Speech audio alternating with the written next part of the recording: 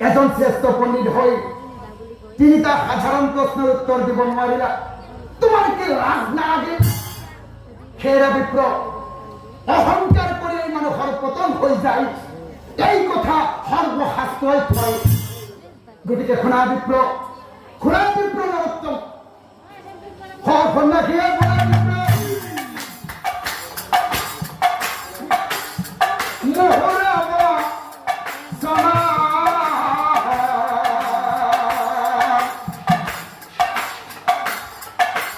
অহংকারে পতন হয় শাস্ত্র রাগ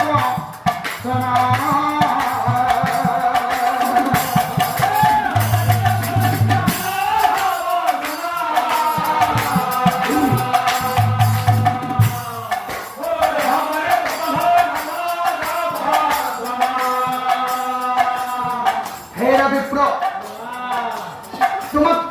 তোমাক মই তিনিটা প্রশ্ন দিছিল। এই তিনিটা প্রশ্নের ভিতৰত প্রথম প্রশ্নটো আছিল এই মনুষ্যসকলৰ জীৱনত ধৰ্ম স্বৰ্গ আৰু তপস্যা নামৰ কি বস্তু? এই প্রথম প্রশ্নের উত্তরটো তোমাক সেই সংজ্ঞাও জনাই দিছিল।